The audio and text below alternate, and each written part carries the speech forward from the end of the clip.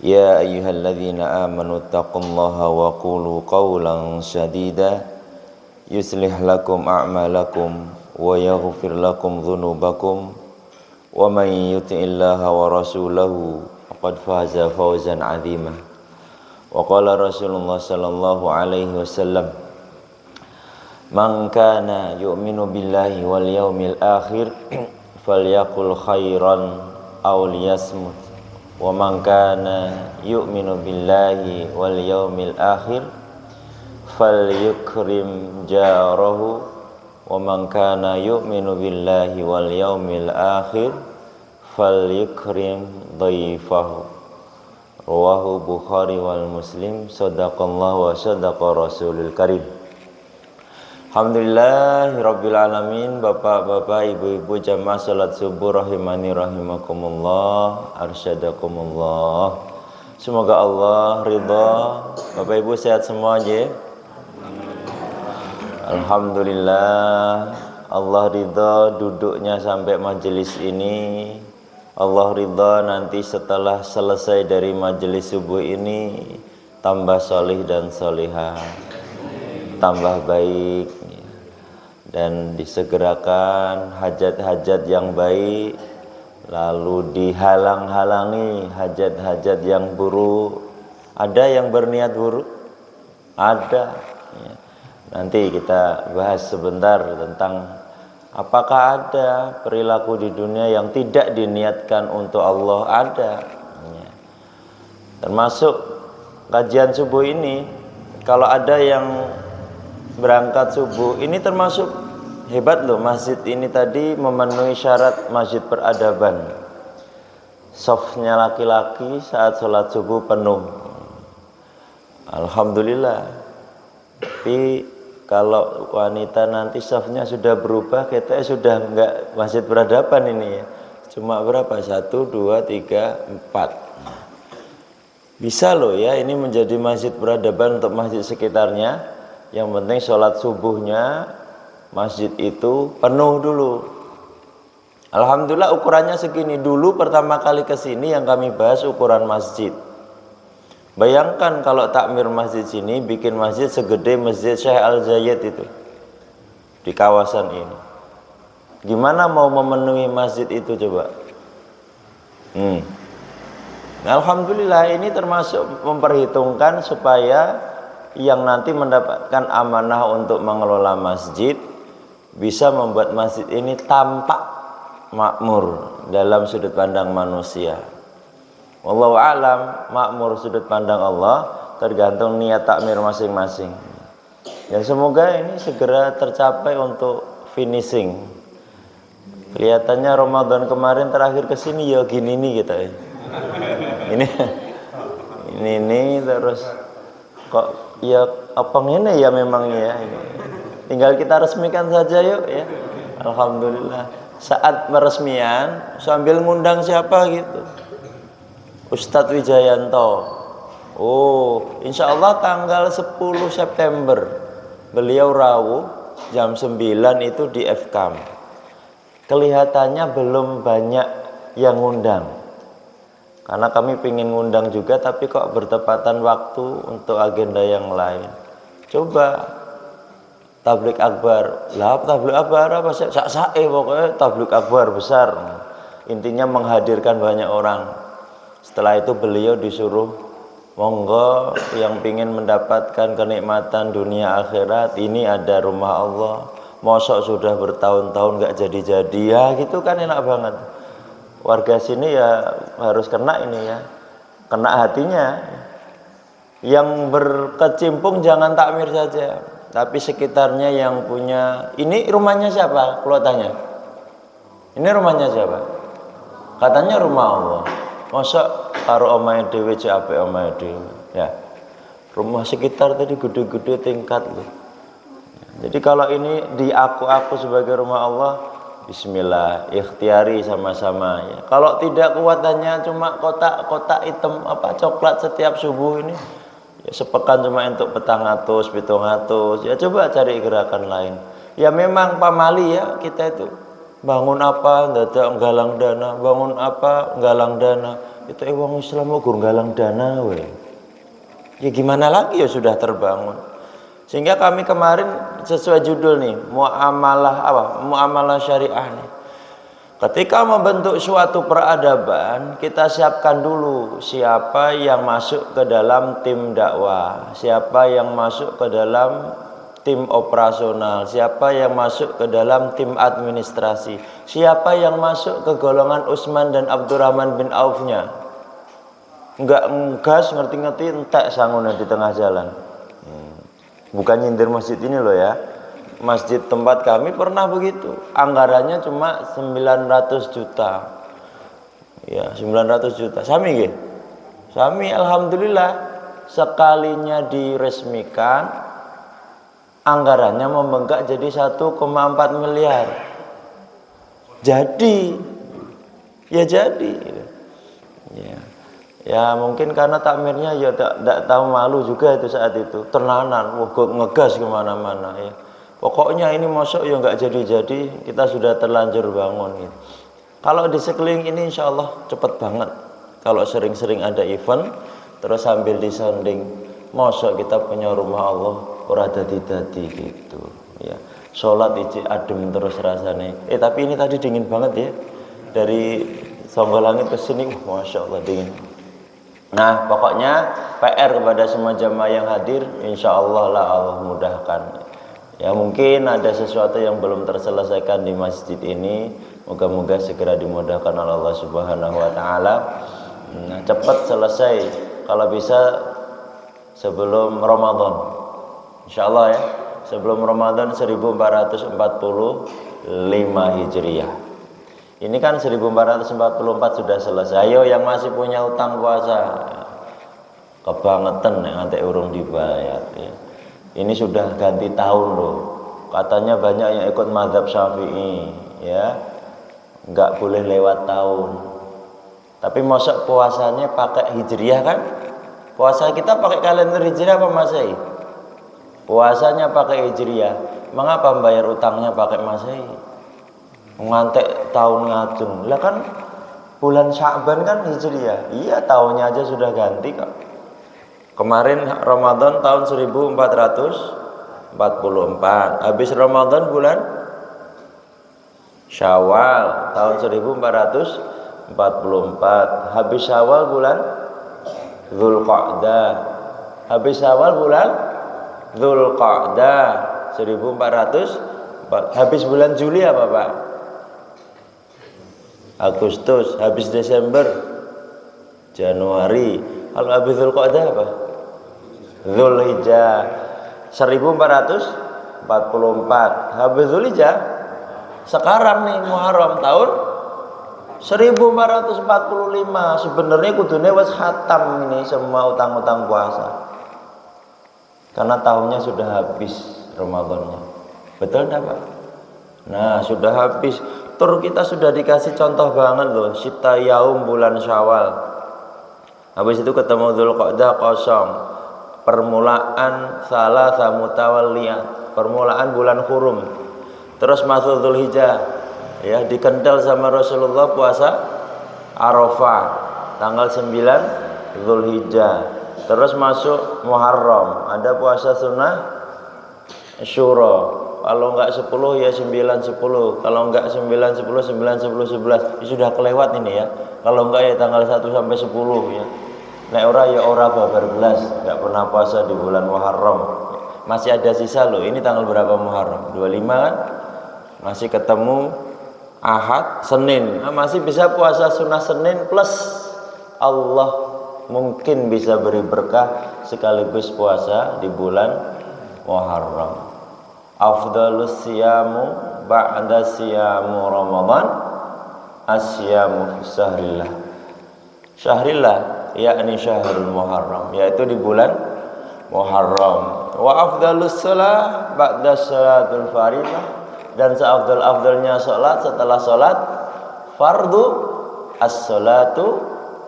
as-salatul lail, yaitu salat lail. Seafdal-afdalnya salat setelah fardu subuh, zuhur, asar, maghrib, isya hukumnya wajib, maka salat lail. salatul lail. Bapak Ibu jamaah rahimani rahimakumullah, alhamdulillah semoga masjid ini masjid yang berkah, segera cepat selesai. Kula diundang peresmian gitu. Tabligh akbarnya kalau Ustaz Sinten monggo gas. Semakin banyak yang salat di sini, menginfakkan subuhnya di sini, pagi berkah. Minim ajakan ya Syekh, bikin MMT apa kotak apa poster-poster besar, nyicil NMAX lancar, nyicil tabungan akhirat kok enggak, cukup 1000 tiap subuh di masjid ini, semoga Allah ridho ya. Sing nyindir kayak gitu kasih terus, tempel yang banyak tuh kan, banyak tembok-tembok kosong kan belum dicat. Yang di luar juga, di depan pintu masuk perumahan bisa. Ingat rumah Allah, tempat kampung kita yang belum selesai, ya, kasih kota ya Pak, nggak apa-apa. Ya, siapa tahu jadi bekal kita. Kan kalau nggak disindir, kadang-kala kita itu nggak tersentuh loh Pak. Ada loh orang yang memang perlu disentuh supaya keluar semua. Ya. Bandel namanya. Kalau mau menjadi orang yang istiqomah, perlu dipaksa enggak tuh sebenarnya? Perlu. Kadang kalau nggak dipaksa nggak bisa. Salat subuh ini, kalau Masya Allah nih adik-adik banyak loh, 1, 2, 3, 4, 5, 6, 7, 8, 9, 10. Ini bapaknya ikut semua. Alhamdulillah. Bapaknya mana? Oh pulang? Oh nggak apa-apa. Bapak di mana Pak? Masya Allah. Bapak mana? Oh Semarang. Bapak, oh ampun bapak-bapak. Jadi semoga dipermudah. Sebelum Ramadan 1445 sudah selesai. Amin ya rabbal alamin. Bismillahirrahmanirrahim. Muamalah itu adalah sesuatu yang dilakukan bersama siapa? Masyarakat, manusia, dan tidak hanya untuk orang muslim saja ya. Kalau ditambahin embel-embel syariah ya berarti tinggal dengan ketentuan Allah, menaati semua perintahnya dan meninggalkan semua larangannya. Ini temanya luas sekali ya. Pokoknya kalau kita bermasyarakat ya, sudah taat sama Allah, selesai, berarti sudah bermuamalah. Tapi kalau pakai fikihnya, bagaimana cara muamalah yang bagus? Lalu muamalah yang mana? Jual beli, utang piutang, tolong menolong, saling membantu, dan seterusnya. Hidup berumah tangga, itu semua juga ada masing-masing pembahasan yang dilakukan secara syariah. Jadi secara umum, selama Bapak Ibu sekalian menaati perintah Allah dimanapun kita berada, baik yang sudah diatur dalam Al-Quran dan Sunnah maupun yang tidak diatur. Kalau yang tidak diatur bagaimana? Contoh perilaku yang tidak diatur dalam Al-Quran dan Sunnah. Aturan itu tidak ada tapi ada di sekitar kita. Contohnya apa Pak?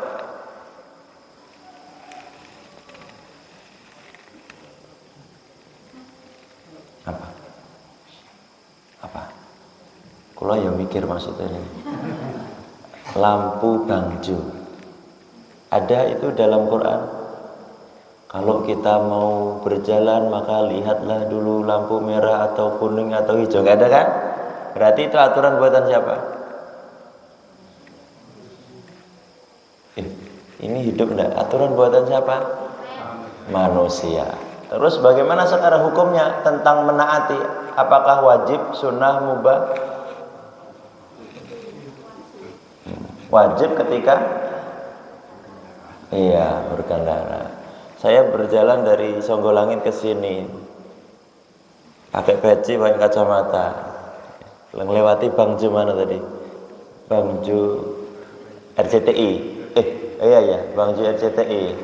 Dulu kan nggak ada Bangjonya Pak. Sekarang sudah ada Bangjo. Malah tambah macet ya gitu. Iya karena antri itu tadi. Tapi karena sudah ada aturan yang dibuat manusia, maka bagaimana melihat aturan itu secara syariah? Satu, aturan itu melanggar perintah Allah enggak? Ada yang dilanggar enggak tentang lampu merah kuning hijau? Ada enggak? Apakah ada dalam Al-Quran dilarang menggunakan warna merah? Katalah gitu.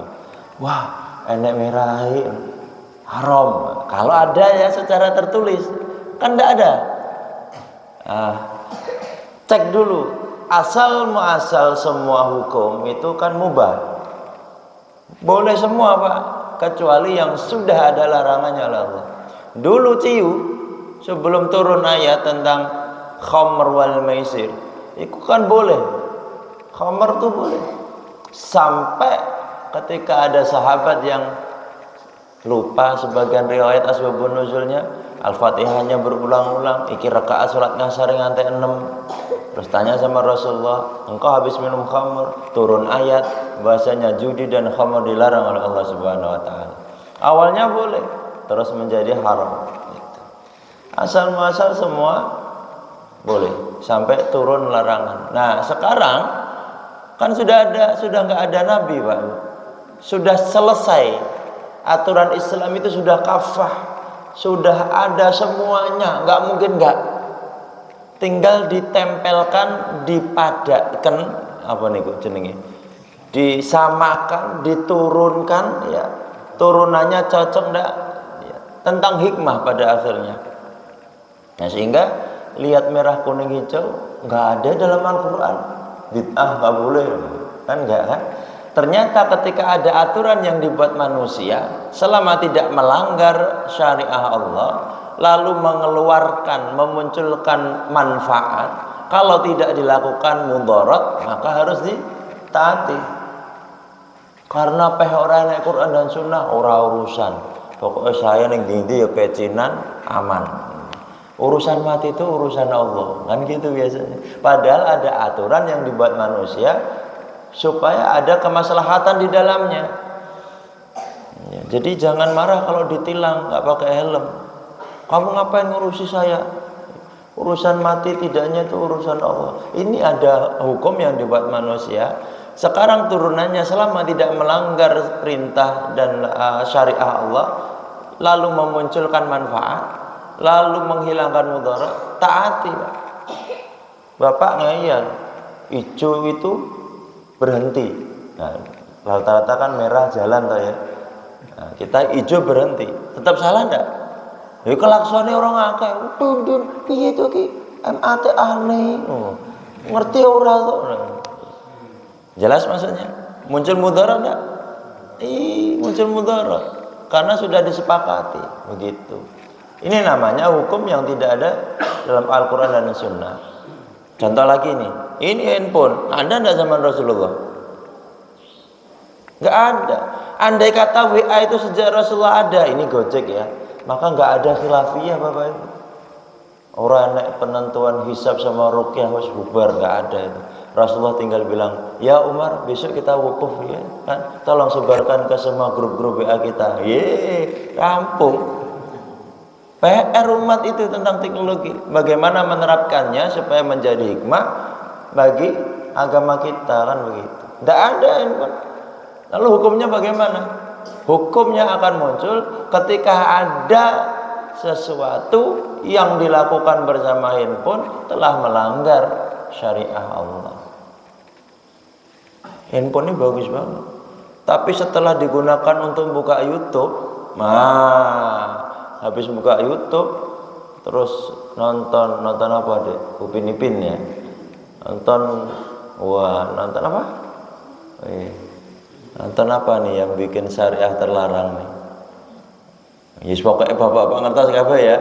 Wah, senam aerobik versi umur 70 tahunan. Menjadi terlarang. Tidak hanya terlarang nonton YouTube-nya, tapi masuk dalam terlarang menggunakan handphonenya karena digunakan untuk maksiat kepada Allah. Motor bagus-bagus itu, NMAX ada, Scoopy ada zaman Rasulullah? Tidak ada. Jadi kalau kami mau subhanalladzi sakhkhara lana hadza, ya Allah Maha Suci Engkau yang telah menjinakkan kendaraan saya ini. Mana kendaraan zina atau tidak itu? Masa kalau mau doa itu kita dadak neng manaan setiap akad pagi. Saya mau sunnah Nabi apa? Pengen doa berkendara. Naik apa? Naik kuda. Ayo. Harus dibegitu? Kan enggak. Ya sekarang itu menjadi kendaraan kita.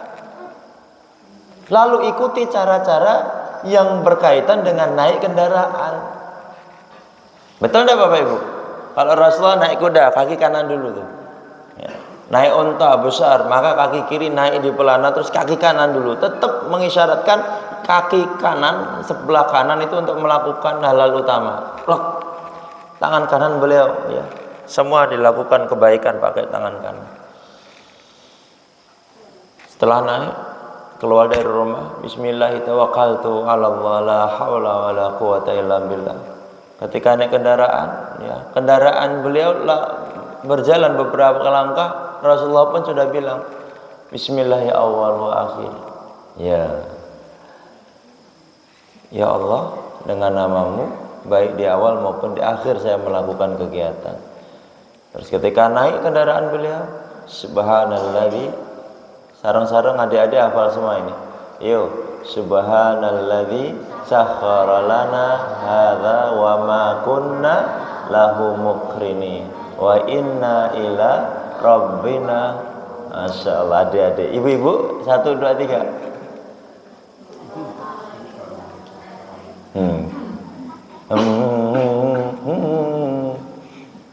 Itu kami dulu hafal juga karena anak kami yang pertama ketika naik motor di depan gojeng saya berdendang. Subhanalladzi sakhkhara lana hadza wa ma kunna lahu muqrinin wa inna ila rabbina lamunqalibun. Beberapa kali kami ngantar anak hafal Pak saya. Jadi baru berapa tahun yang lalu ternyata itu Masya Allah keren banget doanya itu, ya. Nah, naik apapun ternyata bisa kita masukkan ke dalam sunnah Rasulullah Shallallahu Alaihi Wasallam. Jadi tidak usah nunggu naik kuda, naik untanya. Ya sekarang kita pakai. Terus bagaimana itibak pakai kaki kanan dulu naik, ya. Kecuali naik mobil bapak kan setirannya kanan ya. Kalau jadi sopir buka pintu kaki kanan apa kiri? Wah, rasa sunnah gitu. Ya tidak seperti itu. Banyak mudaratnya apa manfaatnya kan tidak apa tuh. Wah, harus baik kaki kanan, maka kaki kanan masuk dulu bismillah. Jengking kan berarti. Jengking sopir muter nyekel jok ngono kae melompat apa nek ora ya salto wis langsung kaki kanan. Ya ndak begitu. Atau harus nih. Pokoknya saya harus beli mobil yang sopiran kiri. Mercy, Jerman, bukaan kiwa. Kenapa? Karena saya mengikuti sunnah. Ya ndak begitu banget. Lah memang sudah seperti ini produknya, ya kita maksimalkan bagaimana itibak nabinya. Kalau sampai bikin mudarat, wah boyokan terus carane ngene, ya berarti jangan. Ya udah, bismillah. Ini kita sudah berikhtiar. Sesimpel itu sebenarnya sampai perkara-perkara besar gitu. Enggak usah bikin susah tentang aturan yang memang sudah ditetapkan, apalagi yang jelas dalam Al-Qur'an dan Sunnah. Itu Bapak Ibu jamaah rahimani rahimakumullah. Nah, ini supaya muncul frekuensi yang sama. Artinya kita berusaha dengan maksimal untuk mengikuti sunnah-sunnah Rasul, kan begitu. Bagaimana cara kalau ketemu sahabat, orang say hello. Ini muamalah loh. Kalau ketemu muslim ya aja, hey, enggak. Assalamualaikum. Masya Allah. Lah kok metu perumahan, omahku mburi dhewe, setiap nang omah metu kabeh salam terus. Iya enggak apa-apa. Assalamualaikum aja kok. Kayak Bu Siti. Assalamualaikum Bu Siti. Ya no, Pak Bu. Assalamualaikum Pak Budi. Wantek. Ya enggak apa-apa, itu sunnah. Kecuali memang jadi satu. Wong ini memang pisah-pisah, kenapa enggak kita lakukan? Ya apa entek ambegane kan enggak. Oh, pahalanya besar itu. Kalau kepada orang lain selain muslim baru sugeng enjang Pak atas-atas itu. Enggak usah pakai salam. Lah kalau mereka kasih salam, ya jawab dong. Waalaikum. Cukup itu. Jadi orang non muslim salam kita. Sekarang banyak orang non muslim itu fasih ya, bahkan lebih fasih daripada kita. Anggo basmalah barang so. Mari bismillah. Ada dan bahkan menjadi hal yang biasa. Terus seakan-akan orang Islam muamalahnya harus gitu dong. kita dari golongan kita bisa loh salam bagus ya, bisa basmalah, kadang-kala ya istighfar ya. Astagfirullah ibu-ibu ya jangan begitu. Mati Pak. Oh enggak ya. Banyak, bahkan secara pemerintahan tuh, administratif. Ya, salamnya bagaimana? Kayak nganggo humpimpah alayum gambreng bersalam. Ngapain? Itu menurut mereka. Kalau dalam Islam sekarang diharuskan Pak sebagai pejabat publik, nggak bisa. Ya tetap yang dipakai syariat kita, nggak usah apa tuh salam mantek 5 salam. Setelah assalamualaikum terus apa salam sejahtera, om swastiastu, apa itu, nggak perlu sampai segitunya cara bermuamalah. Islam itu sudah agama paling toleransi kaitannya dengan itu. Coba tuh Rasulullah bagaimana berdampingan di Madinah dengan piagam perjanjian Daibiyahnya, bagaimana dengan beliau berhubungan dengan orang Nasara wal Yahud dan orang-orang Yahudi. Sudah. Kalau bicara sejarah, buka tuh tarikh sejarah Islam itu Masya Allah pemerintahannya keren banget, apalagi hubungan dengan lintas agama. Jadi tidak segitunya kita harus masuk ke dalam ranah agama dalam bermuamalah. Ya kita Islam ya pakai Islam lah. Kalau mereka salah gimana ya jawab aja waalaikum. Kenapa cuma waalaikum? Nah, kalau mungkin ada yang tanya karena sahabat, terangkan sekalian. Dalam Islam kita itu bersaudara di dunia, tapi kalau sudah bau-bau akhirat kita dilarang mendoakan keselamatan karena sudah mutlak. Sehebat apapun kalian yang non muslim, baik muamalah dunianya, perbuatan baiknya tetap dalam hukum kami muspro. Entas muspro, nggak ada gunanya gitu loh. Ya sudah, itu untuk penilaian dunia saja. Kita berhubungan baik. Akhirat ya jangan didoakan selamat. Ya semoga husnul khotimah ya. Ya dari mana? Itu doa untuk orang muslim, nggak boleh dicampur aduk. Ya. Jelas ya Bapak Ibu? Pondasinya jelas dulu. Kalau sudah nyerempet-nyerempet bab syariah, berarti fokus jangan masukkan ibadah-ibadah agama lain dalam kehidupan kita. Titik ya. Jelas itu tidak ada toleransi. Khusus untuk salam tolong diperhatikan. Seharusnya itu bukan khilafiyah, sudah menjadi aturan langsung dari Rasulullah. Karena yang ngendika Rasulullah langsung, bukan perkara yang tidak ada zaman Rasulullah. Sudah jelas kok cara kita menjawab salam dan bagaimana kita memberi salam kepada mereka. Sudah jelas, tidak usah ya itu kan menurut kamu, menurut pendapat golongan kami. Tidak ada pendapat golongan itu cukup Islam, tidak ada ya. Kalau beda masalah takbirnya, beda masalah kaifiyah rukunnya, imamnya tadi nggak pakai basmalah atau basmalahnya di saat sholat jahar Bismillahirrahmanirrahim. Nah monggo itu karena nanti ada perbedaan pada pelaksanaannya, bahkan saat ada Rasulullah Shallallahu Alaihi Wasallam.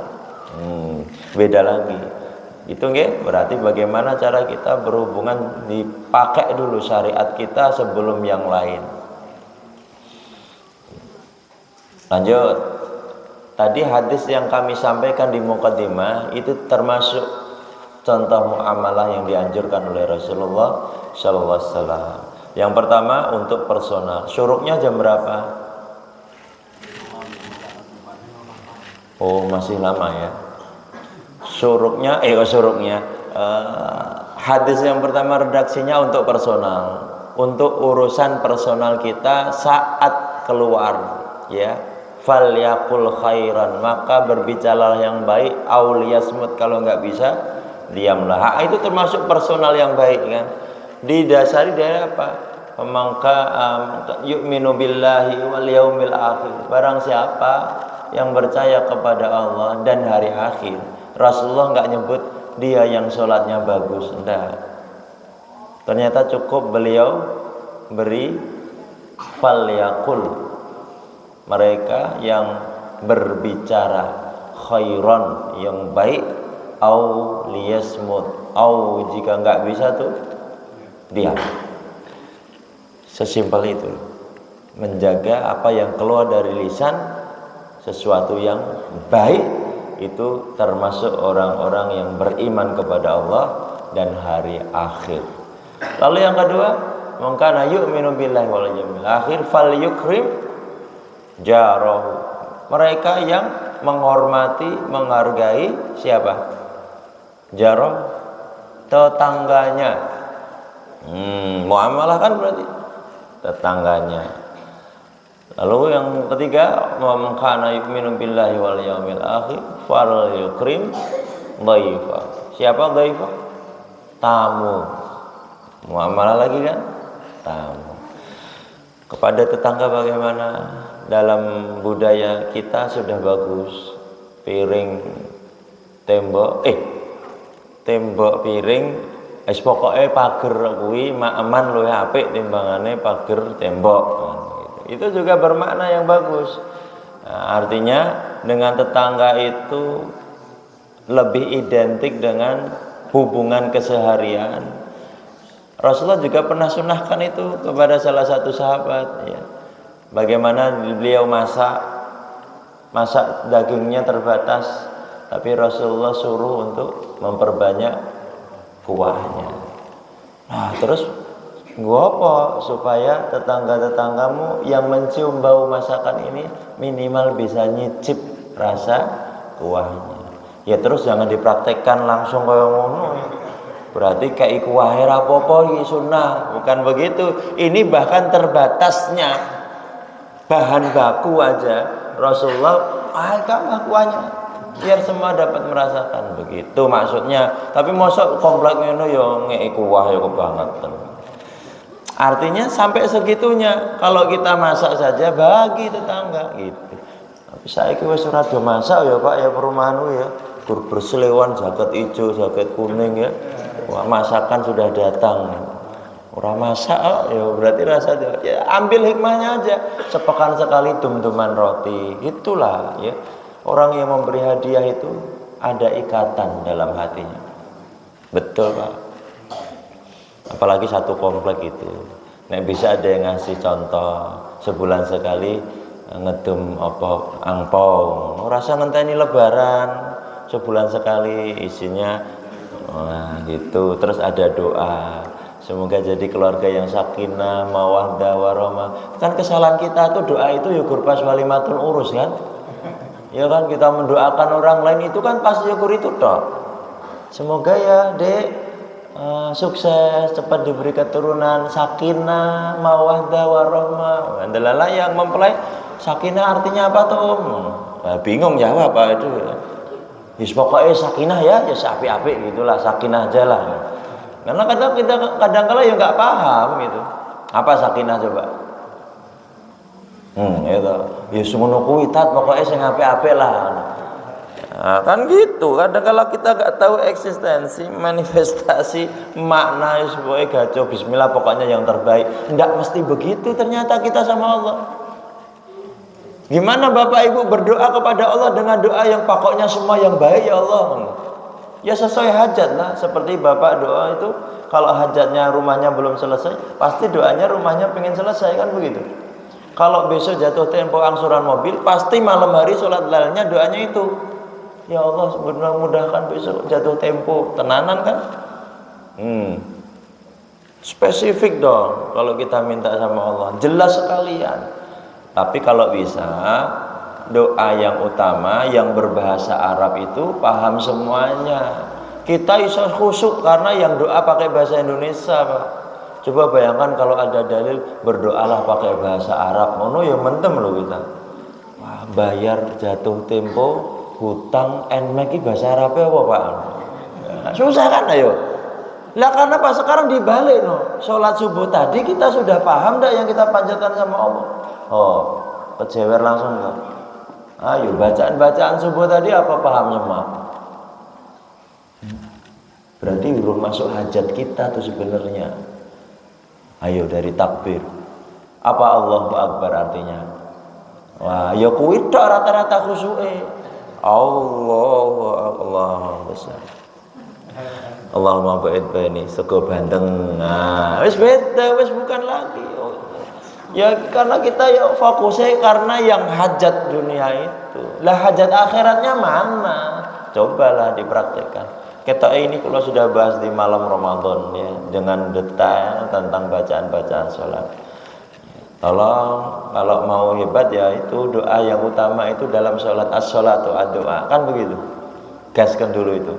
Jadikan terbaik dalam hidup kita, maka baik yang lainnya. Jangan hanya mendasarkan sholat itu pada hitungan akhir kita yaumul hisab. Sesepele itu, apa lolos hisab kita gitu. Terus dianggap gak lolos lah.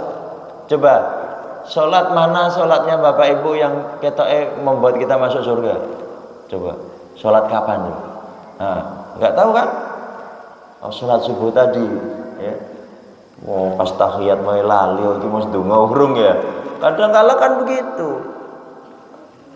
Kata Allah Azza wa Jalla, kalau salatnya baik, maka baiklah amalan-amalan yang lain. Itu saat di akhirat apa di dunia? Kita sering menafsirkan itu saat dihitung sama Allah. Ya, amalan yang dihitung pertama kali amalan sholat. Jika sholatnya baik, maka amalan yang lain akan dinilai baik. Kenapa itu nggak kita manifestasikan di dunia? Kalau sholatnya kita baik, maka akan baik semua urusan dunia kita. Betul nggak? Kalau ruwet hidup kita, cek dulu sholatnya. Mesti ya ruwet itu sholatnya mesti. Ya minimal kita nggak pernah paham apa yang kita panjatkan sama Allah saat sholat. Khusyuknya kan pas doa bahasa Indonesia, Pak. Sebelah kanan saya, at-tahiyatulillah artinya apa? Nah, kan benar kan? Ya, saya tahu, saya husnudzon. Beliau-beliau itu takut riak, Pak. Aku nek jawab sholat kurang kanggo, ngerti aku aslinya. Iya ya, jawab ora ya. Kita itu dalam dakwah circle yang sama nggak apa-apa. Ya, anak-anak siapa yang hafal surah Al-Maun? Wah, ngaco kabeh ya kayak gitu sebenarnya, nggak apa-apa. Beda dalam media sosial di status yang circle-nya beda. Kita ngomong masalah ibadah, ngajak seseorang lewat status kan yang baca nggak mesti yang kita pantau. Bisa jadi mereka sombong. Nah, sholat lail wae dadak lebok ke grup. Yo. Terus jawab, yo aku mau asine wis tangi tapi lagi buka pas subuh iki. Padha malah riyake kan. Susah kita itu. Monggo Bapak Ibu jamaah rahimani rahimakumullah, muamalah dalam kehidupan sehari-hari itu harus kita dasari dulu dari pondasi syariah. Pokoknya syariah dulu, insya Allah beri kebaikan. Kaitannya dengan muamalah secara umum, ya, dengan orang-orang yang beragama selain Islam, maka landaskanlah dulu dengan kebaikan-kebaikan dari sisi syariah kita. Jadi jangan ikut-ikutan agama lain, agama kita dulu. Jadi jangan dicampur aduk, ya. Terus kalau dalam keseharian kita mulakan semuanya dengan bismillah. Tadi kita contohkan naik kendaraan bismillah. Tadi mau berangkat ke sini kan banyak itu sebenarnya yang bisa kita lantunkan dengan bacaan bismillah. Pecinya Bapak, sorban, ini sorban, jaket, ya, pakaian, baju, mau pakai sandal tuh masya Allah. Setiap sendi-sendi sudah ada kalimat-kalimat zikirnya. Kita ucapkan bismillah supaya Allah ridho apa yang kita lakukan. Wallahu a'lam bishawab. Kurang 7 menit berarti monggo ada pertanyaan tentang muamalah syariah, dipersilakan. Tafadhol. Monggo. Adem niki Pak. Bismillahirrahmanirrahim. Yang bikin teh ini, yang bikin gelas plastik ini kertas jeng, yang bawain gula, yang ngaduk, yang bawai apa tadi, tampan sampai di sini semuanya dapat keberkahan dari Allah. Hanya gara-gara nih kita mengucapkan bismillah. Sesimpel itu. bapak makan di rumah minimal bismillah. Kuwi petani sing menanam padi, sing ngeki banyu, sing supir truk bawa padi sampai ke pabrik, sing ngepeki, sing dodolan ning Indo Alfa, gitu. Semuanya mendapatkan keberkahan dari basmalah Bapak Ibu sekalian. Sesimpel itu Islam. Jadi jangan lupakan itu dalam hidup kita ya. Apalagi yang berkaitan dengan muamalah. Bismillah semua. Enak kan? Tehnya juga enak nih, Masya Allah. Ada yang ditanyakan Bapak Ibu sekalian? Wallahu a'lam bishawab.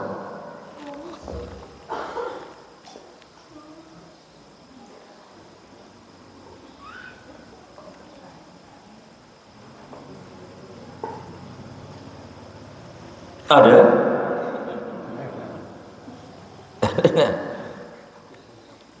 Alhamdulillah sudah jelas semua gitu. Tekan malah mumet hati. Ya oke, bismillahirrahmanirrahim.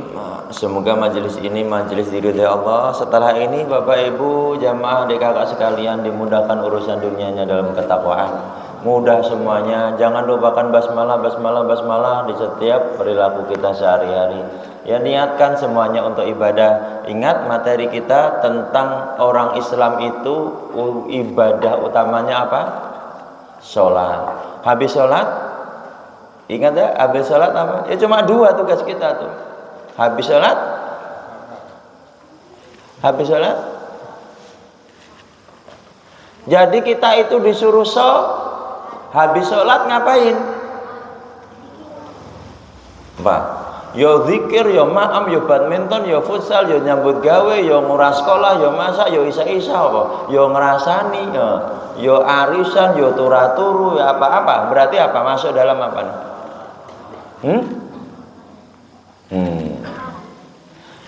Habis sholat maka kita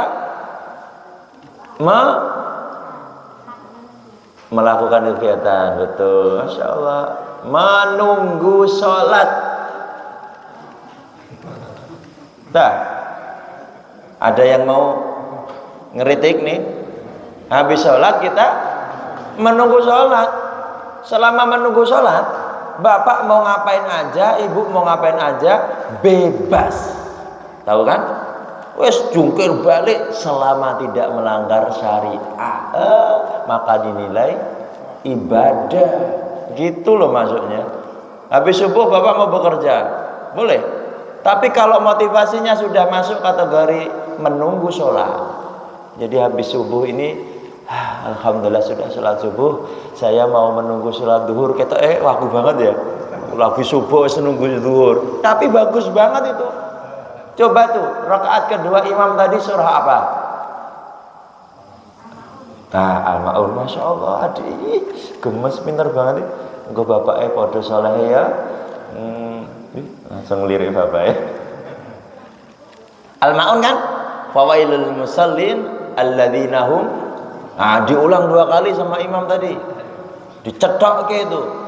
Jangan jadi sholat-sholat yang merugi. Rugi orang-orang yang sholat, kata Allah. Siapa?